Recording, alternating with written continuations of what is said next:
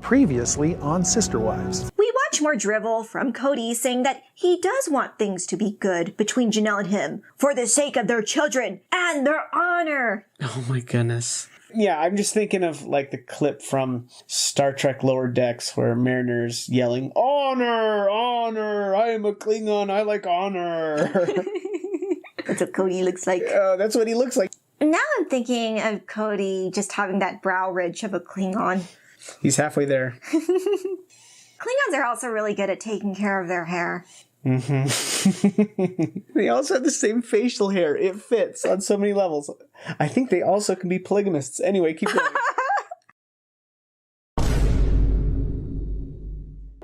Captain's Log Stardate 107222.6. The crew of the USS Sister Prize has been assigned a mission to seek out new lives and new husbands. I am here with the bridge crew, Ensign Savannah and Truly, and my trusty commanding officer, Miss Janelle. Captain Christine, there is a Klingon ship coming out of warp. On screen! Klath! Talachnak!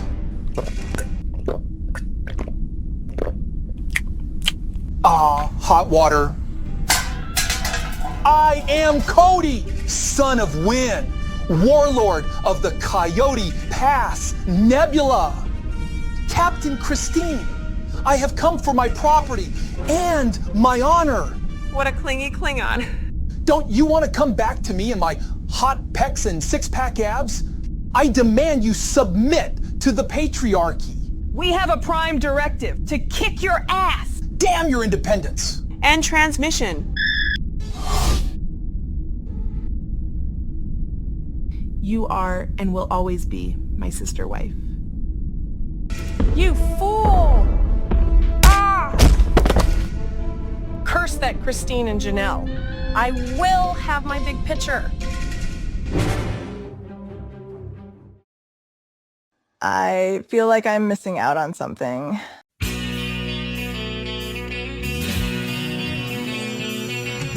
So no one told you that polygamy was bad. You have got no husband, your kids have got no dad. It's like you're always stuck as basement wife, when it hasn't been a good week, a month, a year, in your whole life. He's not there for you. He's afraid of being poor. He's not there for you, like he wasn't there before. He's not there for you. What doesn't he do?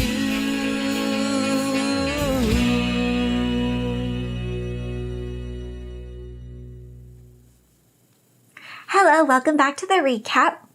My name is Angie, this is my husband Tim, and we are recapping from the inside of the restaurant that is apparently the hardest dining establishment to get a reservation at in Arizona.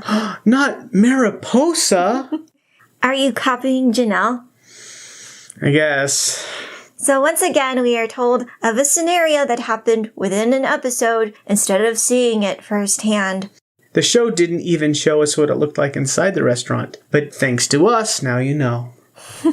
This show is just a lot of drone footage and aerial shots. Yeah, that and B-roll. Yeah, interspliced with people talking about the interesting stuff they did. Anyway. Okay, so for announcements, if you are like Patrick and are living under a rock, you probably didn't know that Christine got married on Saturday to David. Okay, I didn't know where you were going with that, but yeah, that's something that you told me that happened. Someone spotted her at Hobby Lobby the day after her wedding. I guess she hasn't taken off her honeymoon just yet. Maybe she was taking a honeymoon at Hobby Lobby. She loves crafts that much. I mean, I wouldn't be surprised.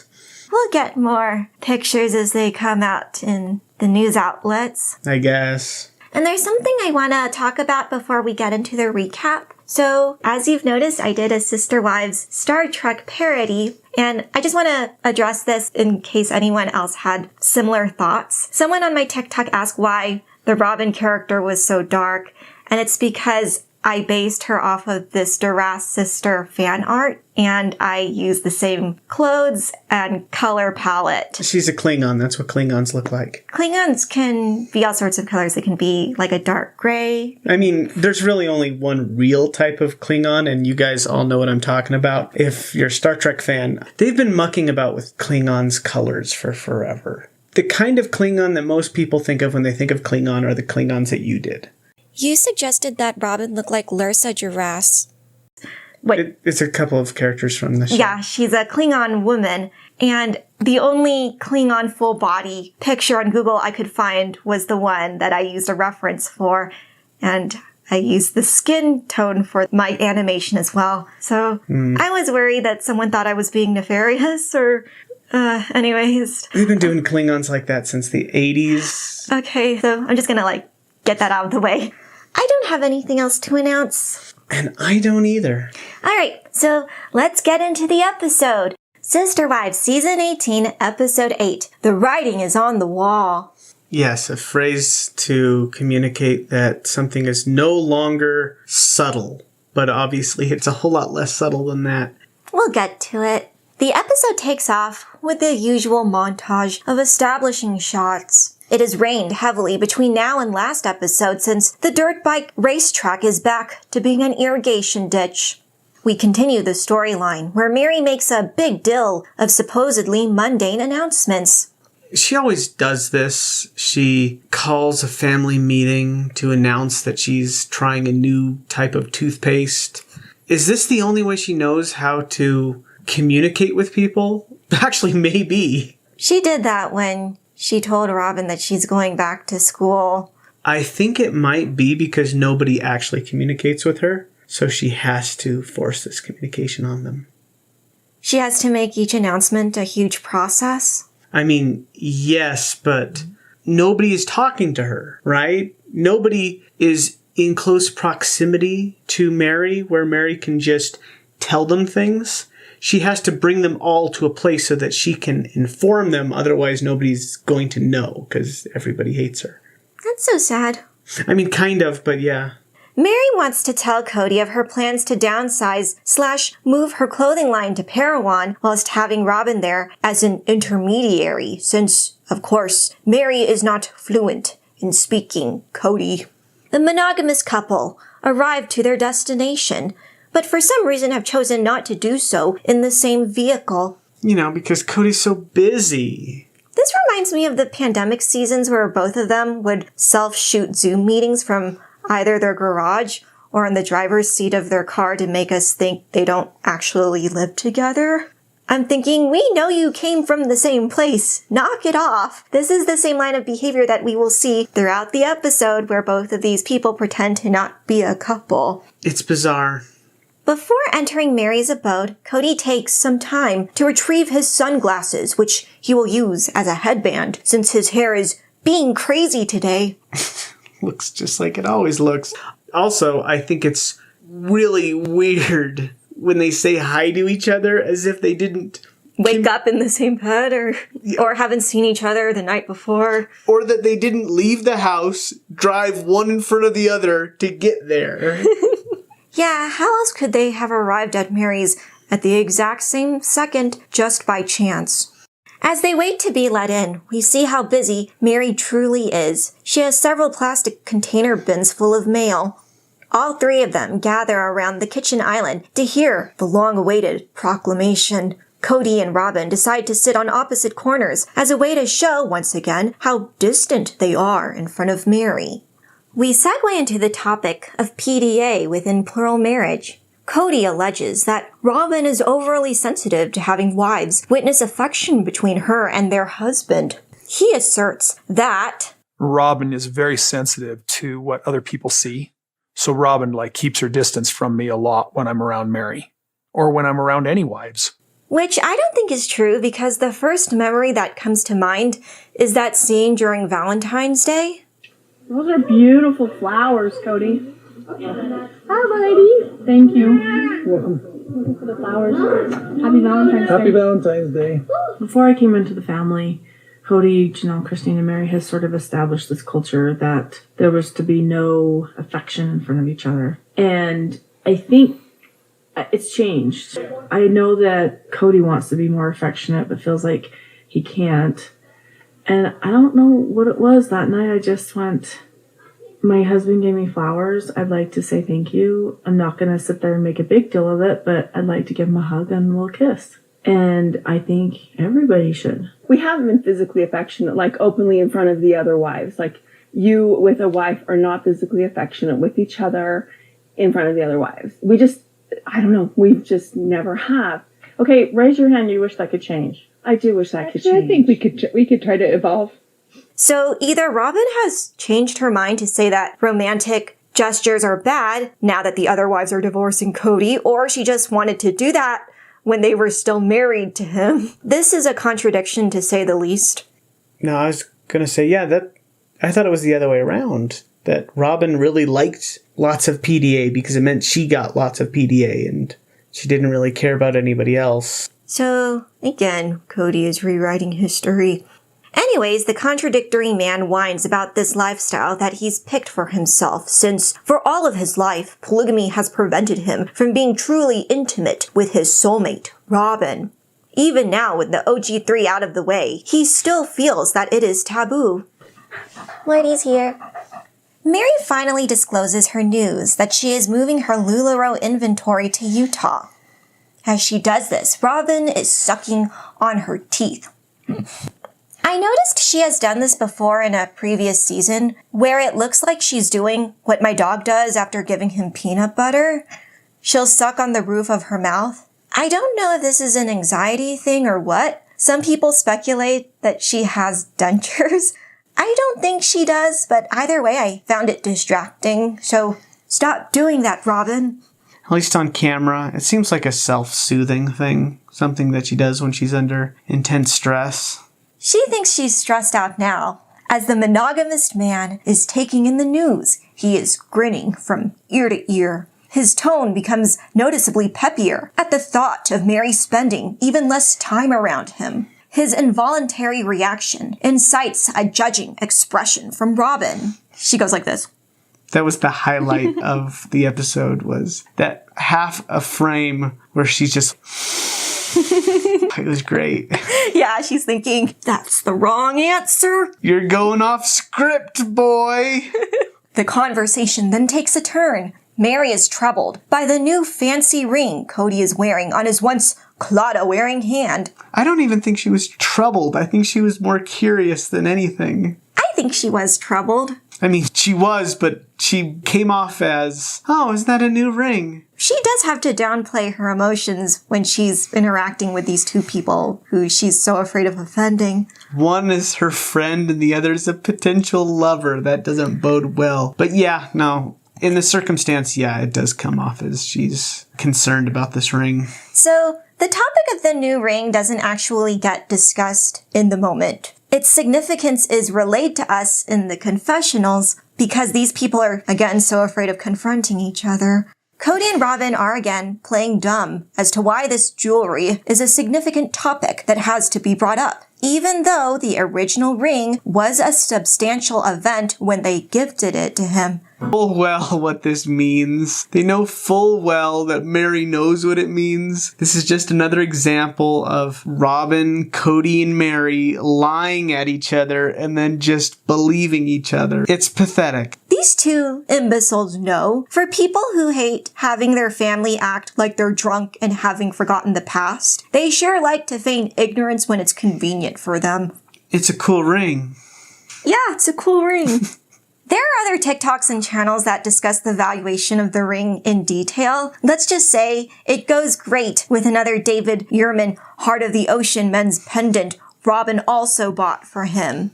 So there you go. Thing's ugly as sin. If you haven't seen it up close, it's gold. It has a horse on it, which I guess represents masculinity. I mean, didn't he used to live on a ranch or something? I guess, but he's hardly a man's man. I mean, even when he was younger, he was a self-described metrosexual. And he used to wear that title with pride. I think it's something that Robyn bought him. because she knew he'd like it, and he does. These two idiots deserve each other.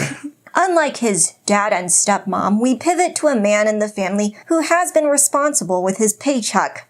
Janelle and Christine are heading over to Garrison's to check out the new house he's bought. Along with them are the twins, Gabriel and Gwendolyn. They were called the twins because they were born a couple days apart, and then when Robyn married into the family, she squeezed Aurora into that, naming them the triplets, even though Aurora is half a year younger than either Gwen or Gabe. Don't like it. I digress. There are potential plans for Garrison's younger siblings to be housemates with him. Christine seems terrified. Yes, she is uneasy since Gwen and Garrison have conflicting political beliefs. Moreover, they each have their own set of pets that have to coexist in the same space. Garrison lets his brother and sister know that the main differences in the bedrooms have to do with how much closet space each has. Here it comes. We hear Gwen make a joke, saying she doesn't need as much closet space anymore ever since she came out as bisexual. Her parents boisterously laugh at the remark. Was it Garrison that was confused for like a minute? Yes, That's where I was too. Mm-hmm. So this is not the first time a brown child has made an unfunny joke about a metaphorical closet. The first time was with Brianna. Don't open doors unless I tell you you can open them, because I have a fun secret to show you. Someone else coming out of the closet? It was the best timing in the whole entire freeborn world. Brianna is hilarious. She's the queen of comedy. That girl cracks me up. Closets, and it has a lot of closet space, but it's a little bit smaller. And then one of the rooms has like minimal closet space, but it's a lot bigger. I might need to compensate for a lack of closet space, considering I came out. You're funny. You're funny. Yeah. I must not get the Brown family sense of humor since these two jokes were not funny at all. But Christine is laughing like they're the apex of comedy. I think this is the only way that she knows how to connect with her children? Yeah, connect with her children. I mean,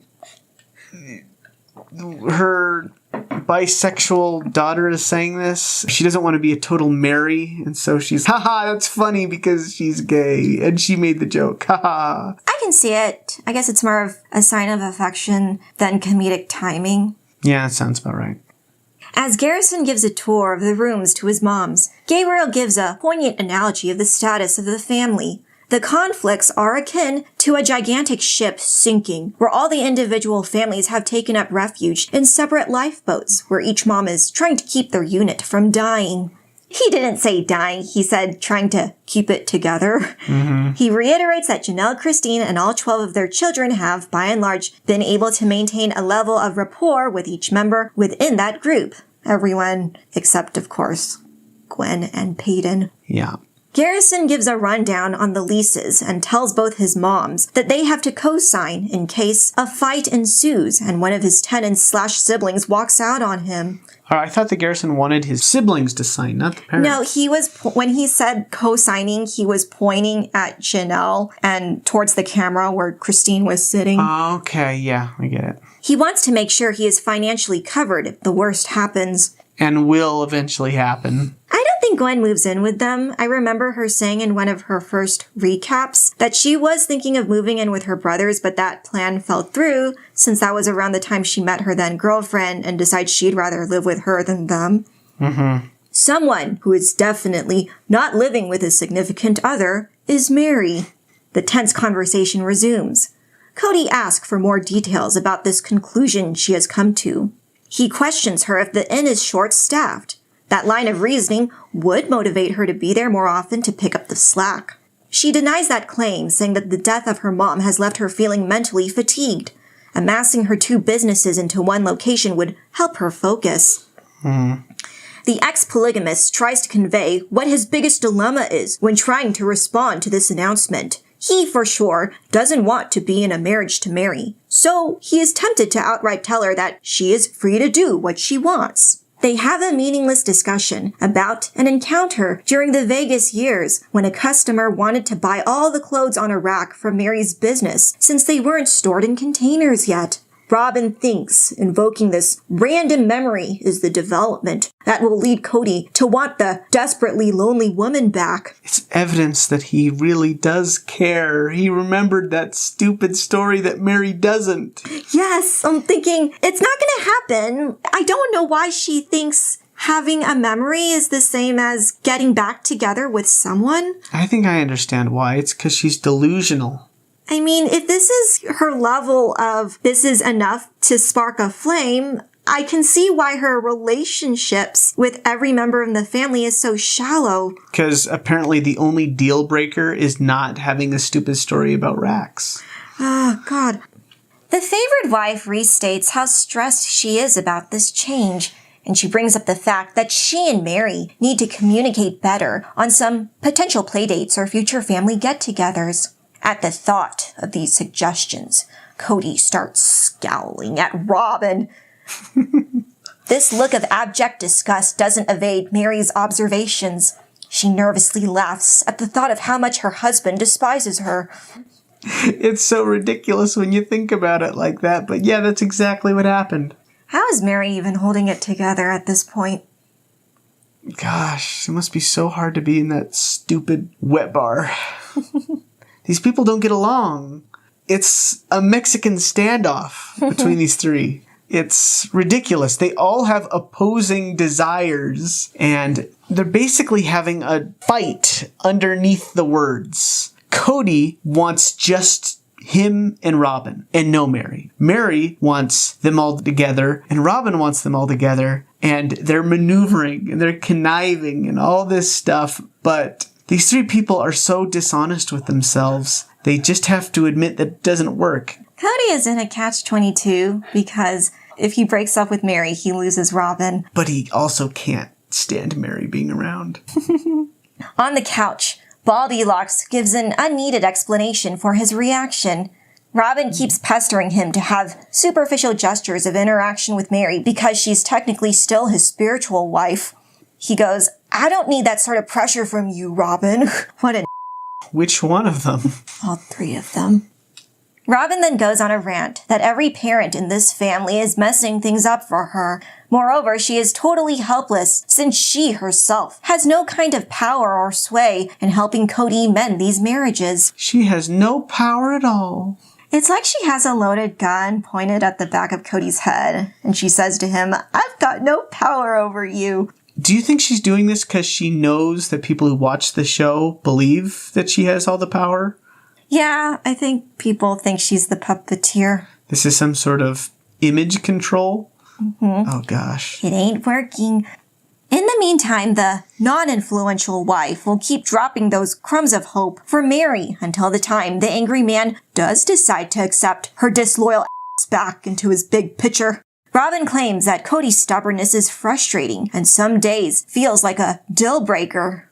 Oh, really? I thought you didn't have any deal breakers, Robyn. Well, she doesn't see the women leaving as them having deal breakers. But him not having sister wives, that's a deal breaker. It's just another one of Robyn's double standards. This obnoxious exchange is then interrupted with the actual hopeful and lighthearted one back at Garrison's. Christine outs Janelle to their 3 children that she was rejected in terms of being Utah neighbors with her. This is because Janelle is still gauging where she stands with her deadbeat partner.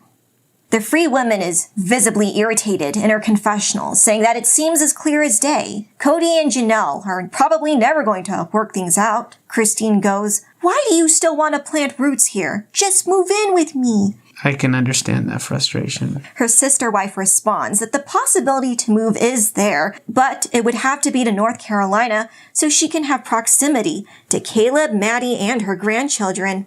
That's a different reason than why she said no before. Well, before she said she couldn't go because of Cody and Savannah. She would say if it came to that point and she had to move, she'd just move to the East Coast.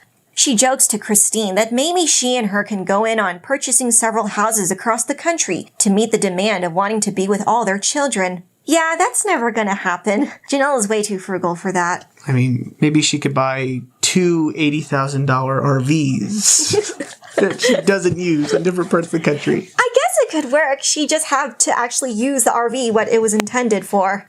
Oh, you mean the one? Yeah, it's a mobile home, right? I mean, she can just drive it across the country. She has to get her own truck, though. Well, it's a fifth wheel. She'd need to get a truck with a fifth wheel attachment. Mm-hmm. I mean, yeah, that's probably the best. Just do the thing you want to do. Yeah. The thought of family gatherings then sparks a conversation about, what else? Holidays. That's 40% of this show is just discussing what they're going to do for the holidays. Yes, it's true. Christine reminisces on how enjoyable the Christmas at the Airbnb was. She also makes a face at some of the failings that came about from that occasion, specifically when her ex failed to visit the rental or contact any of their children who weren't invited to the McMansion. I mean, we already knew all this, but thanks for telling us again, Christine. Janelle, who has declared that she hasn't experienced an instigating event to divorce Cody, then tells the producers that she does not foresee herself spending any holiday with him ever again. There, that's your sign, Janelle. You don't need any sort of instigating thing, Janelle. If you're unhappy, that's enough. Cody says that he doesn't think that Meri knows what she wants, but I think Janelle is a hell of a lot more confused than Meri is. Yeah. Yeah, in one instance, Janelle will say that she's loving her independence and having a Cody-less period to herself. In the next line, she's saying she misses having him in her bed and she sees old remnants of him that makes her want to stay. And then the next week, she wants to travel across the world to visit all the grandchildren in an RV. Yeah, she's all over the place. Gabriel explains why he and Garrison are so distant from their dad. During the time when they helped him peel logs on the property, they tried to be vulnerable with him concerning the COVID protocols. And he took advantage of that vulnerability. They were met with a wall and a lack of honesty on their father's part. I don't remember the last time he was honest to anyone, least of all himself. Mm-hmm. The discussion winds down. The moms conclude that family holidays will probably be held in different locations every year for the rest of their lives, due to their children living all over the country. Christine expresses that this change is something she is actually looking forward to. The former third wife explains that she has become extremely flexible concerning family traditions for quite some time. This is due to her part of the family having been neglected by a husband and father who didn't deem them worthy enough to be a constant in their lives. As sad as it seems, she empathizes for Janelle, who hasn't felt that level of separation, since Cody has been there for Janelle's children. And if you're wondering why there's a difference between Cody's children and Janelle's children, it's because Janelle's got all them boys, and the best that Christine could muster is a Peyton. Again, Cody doesn't know how to connect with his daughters because awkwardness? I don't know. Patheticness on his part? Mm-hmm. The second wife clears up that her spouse was everything she needed until he wasn't. She brings up how sensitive Gabriel is. He will tend to bottle up emotions if he feels they can't be received well. She also divulges how depressed Garrison has been. He isn't the happy-go-lucky kid she knows anymore. Wasn't there a time during one summer when Garrison's friends all moved out of Flagstaff, so he called his dad to see if he could hang out with him, and Cody was like, "You want to spend time with me after not doing that all summer? Fat chance, bud. I'm not going to be the last resort." He's such a fucking mean girl. Him and Robyn. There's a reason Janelle's son's mental health spiraled. I'm just thinking about the poor kids when they left Lehigh. Cody couldn't give a shit about it. A conversation that is taking a spiral is the one between the three adults all living in denial. There is a weird exchange between Meri and Robyn. The queen wife is trying to coax her friend to tell Cody that Meri is going to be in his life, whether he likes it or not. The entrepreneurial woman gives him the bad news. "This move doesn't mean I'm leaving the family or you. This is all business." The statement, of course, upsets the man, who is constantly acting in bad faith. He clasped his hands and glares straight ahead. "Why can't you take a hint?" He outright tells the cameras in his interview what he wishes to tell Meri in person. "Okay, good on you, Meri. This actually has no effect on me." Which is exactly what Meri knew he was going to say. So maybe Meri is really good at understanding what Cody has to say and doesn't need it a f***ing Robyn. We'll talk about how useful Robyn is in these discussions later. Or not. Cody then tries to ask some follow-up questions concerning the B&B. He wants to know if Meri is able to make a profit if she's going to be taking up a room. Robyn has to remind him that any questions concerning how Meri runs Lizzie's is an affront to the astute businesswoman, since its primary purpose was to be in Meri's possession. In other words, it was purchased for its sentimental value, and anything that comes along with it is a bonus. This brings up Cody's next observation. He understands the motivation for obtaining it. He just can't comprehend. Why is Meri even living in Flagstaff? He knows why, he just wishes that wasn't the case. She wants to bone you, Cody. Sorry, there's fur all over my face. It's furry boy. Okay. Meri then addresses her absentee husband through his translator, repeating her stance that it was never her intention to live in the B&B, to get away from them. She's basically sort of talking to Cody in the third person, which is toxic on many levels. One, it's hard to believe Meri and Cody are this incapable of understanding one another when they've known each other for 30 plus years.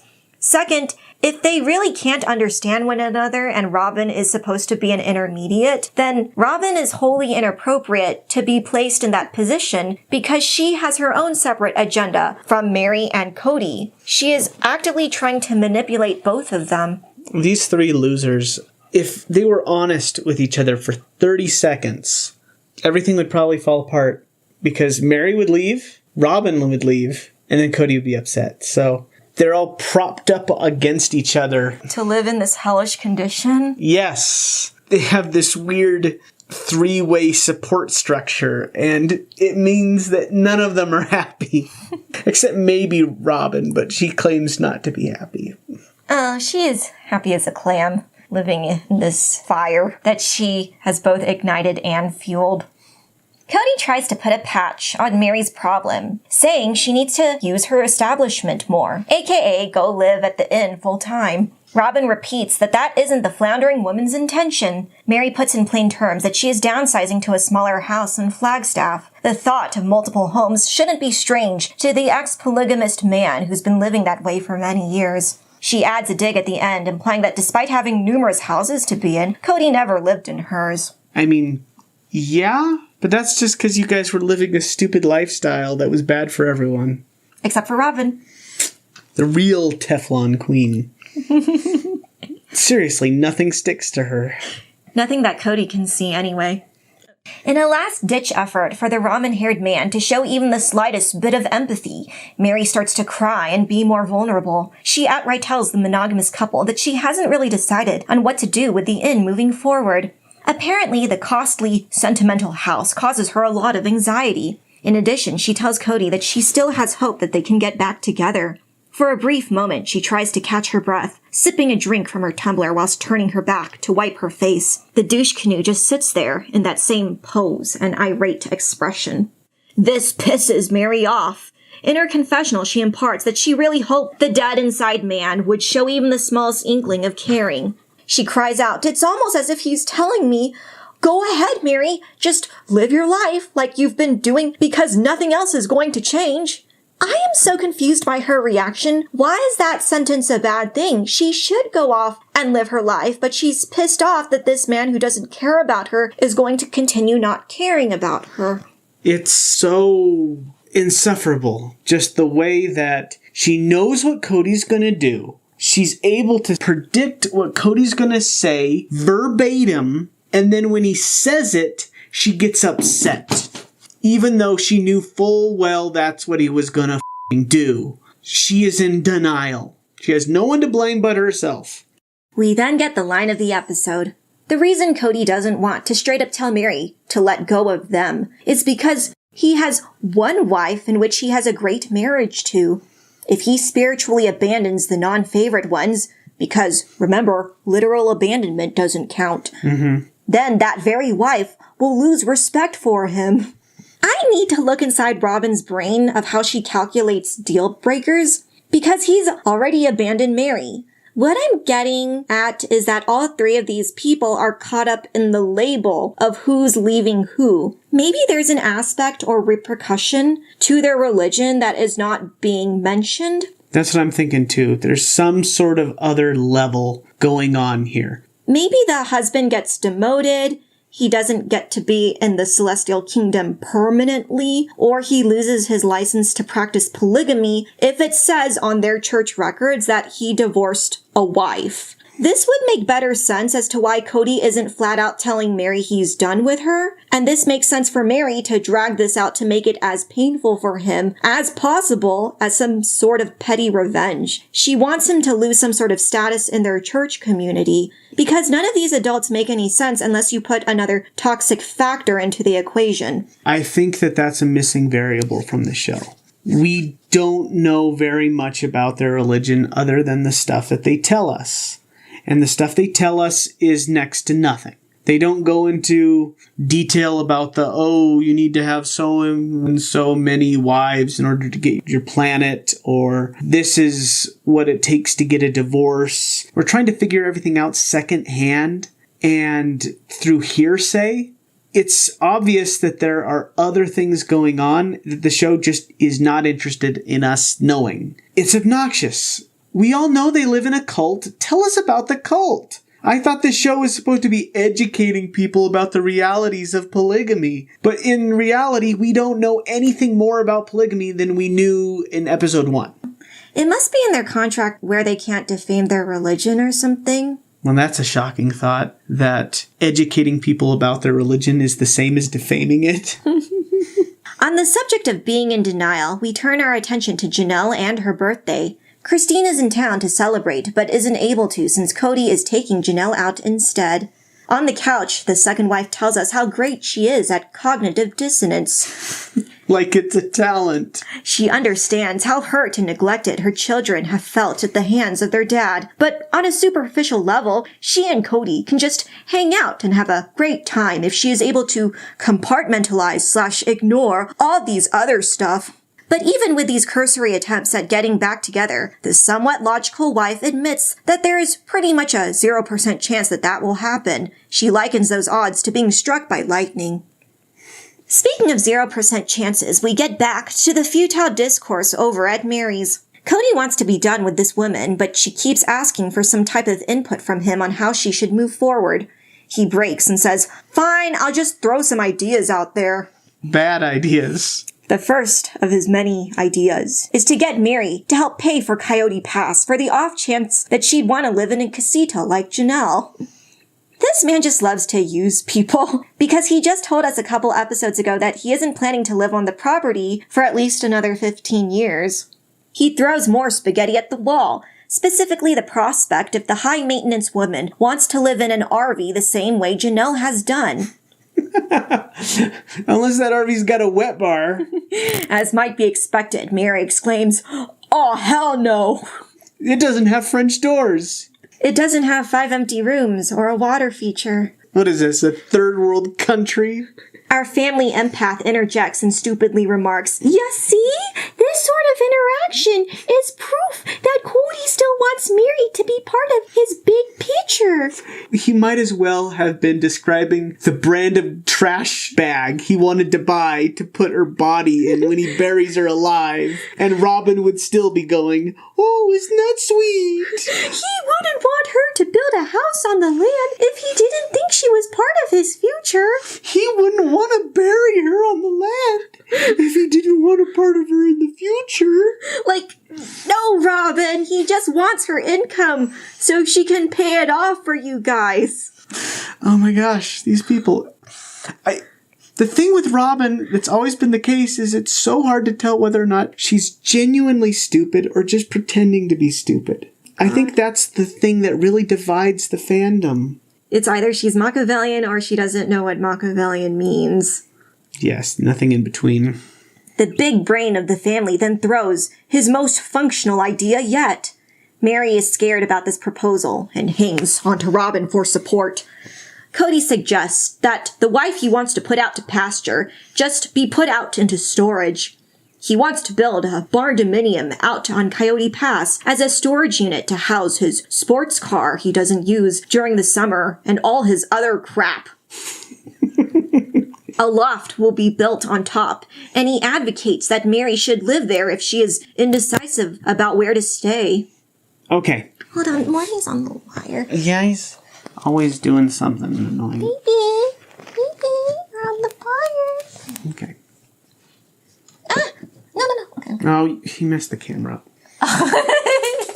Yeah, go fix it. Okay. All right, so this is what I'm thinking with Cody here. This might be big brain energy here. Maybe Cody is trying to communicate to Meri that he doesn't want her around without Robyn seeing that he's doing that. Like, maybe this is a plan to be like, hey, Meri, I'm going to put you in a box with all the other stuff I don't want. What do you think that means, Meri? And Meri is figuring it out, but Robyn is just like, oh, how sweet, in the box with the stuff he doesn't like. If Robyn is as dumb as some of us think, that might have worked. I don't want to give props to Cody on this, but if he was doing that on purpose, then bravo, man. As soon as Meri hears these words coming out of his mouth, she sits in silence. In her talking head, she describes how hurtful this proposition truly was. She goes, so basically he's saying that he wants to put me in the same place with all the other stuff he doesn't want to see, deal with, or doesn't have room for. No, Meri, not basically. Literally. The cars, the storage, the Meri. This is insulting. That's because it's an insult, Meri. He wanted to insult you. So, congratulations, you figured that out. Mm-hmm. The communication was successful. Apparently you do speak Cody. In the end, both choose denial. Meri will still live in town, but in smaller quarters, and Cody won't tell the struggling woman to be gone from his sight. He states, I'm not gonna be worried about you. I'm not gonna be like, oh, you're leaving, don't go. Because you're not. Mm. Meri droops her head, commenting that this was exactly the kind of reaction she expected out of her deadbeat husband. The family expert chimes in once again, revealing some dubious info.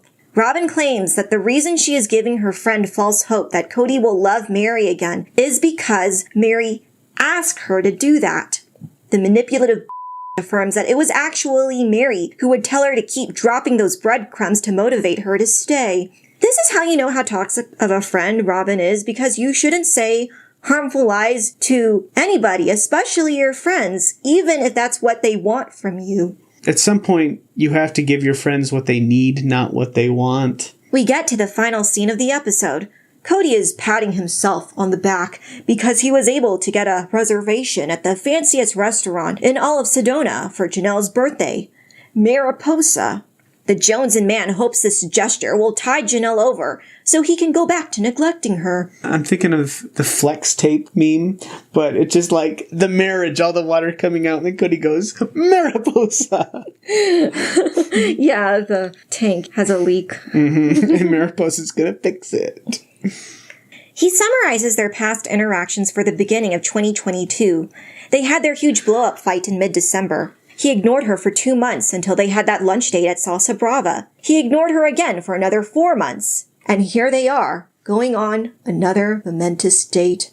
I would not be talking to you if it took you half a year to get up the courage to want to be with me again. I think we're all underestimating just how low maintenance Janelle is.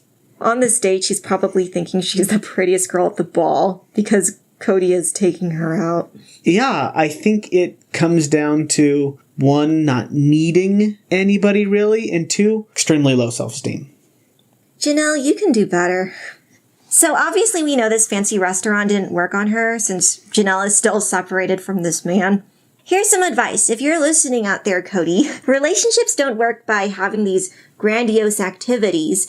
Those are nice, but ultimately, they're very lazy. They only work in 80s movies. It's persistent and consistent actions that are the molecules of a relationship. Because he could have made strides to reach out to her the days or weeks leading up to her birthday, but he doesn't do that. He just waits until her birthday and pulls out all the stops. It's not a good look. He still wants to reconcile, but complains that Janelle doesn't. Janelle is hesitant to jump into the relationship with both feet because his low effort has proved that he doesn't actually want her back. Anyways, we get to the actual date. Sorta. The ramen-haired man is driven over to her apartment to pick her up. Janelle reiterates that this outing will be fun as long as they don't talk about their issues. Why is it that that's the one activity that everyone in this family is a fan of? Not talking about their issues. Because they only want to be seen as this big, happy picture. Fun and frivolous. Mm-hmm. She guesses correctly as to where the festivities will be held. So people on Reddit are saying Mariposa has a nice venue, but it's not difficult at all to get a reservation there. So I don't know why these two are hyping it up so bad. Maybe it's hard to get a reservation because Cody doesn't like using the phone. Yeah, because it goes both ways. They need to call him. Oh, you're saying the restaurant has to call Cody? Yes. To have him have a reservation? Mm-hmm. As they talk about this restaurant, Noodlehead touches the hems of his sleeves, saying that he's dressed nice for the occasion. I'm thinking, I thought he was just wearing a regular flannel shirt. He's wearing casual clothing. At least at Salsa Brava, he wore a suit. But I guess this is his bar for looking nice? I don't think Cody would go to any of these things or ever appear on camera if he didn't think he looked good. Oh, yeah? So, this is bull because we don't know what Cody looks like when Cody doesn't preen and doll himself up. Yeah, it doesn't mean anything to us. This is the standard Cody. Nevertheless, Cody goes on, saying he made all this effort to book this meal at Mariposa and look nice in order to get an edge into reconciliation. He really, really is convinced that he's hot. The low-maintenance wife confesses why that will never happen. She and her spouse have grown so far apart. He is so preoccupied with Robyn and her children that there is no room for anyone else. She just wants to be equally considered. That's too much. Christine was asking for that, and you saw what happened to her. Janelle, what are you doing with this guy? Cody believes that this is just one of the many separations that they will, again, get over. He once more diverts the viewer's attention to his pecs and six-pack abs, claiming that Janelle doesn't see him as a human, but rather as an object. End of episode. He objectifies himself. At this point, it's possible that Cody is the only one who wants Cody physically. Yes, and boy does he want Cody. F***ing narcissist. Anyways, that's the end of the episode. So why don't you give me a too long didn't watch? So in this episode, we have drone footage. We have a long, dragged-out conversation between Meri, Robyn, and Cody, in which Cody is not allowed by Robyn to say that he wants Meri to leave, but he, wink, wink, wants Meri to leave. Then we get Janelle and Christine talking about, surprise, surprise, the holidays. And then we see the most disappointing drive to a restaurant with Cody and Janelle. Okay, thank you, Tim. So that's the end of the recap. Don't share on Reddit. Mm-hmm. Okay, Marty's over here. So we'll see you next time. All right. Bye.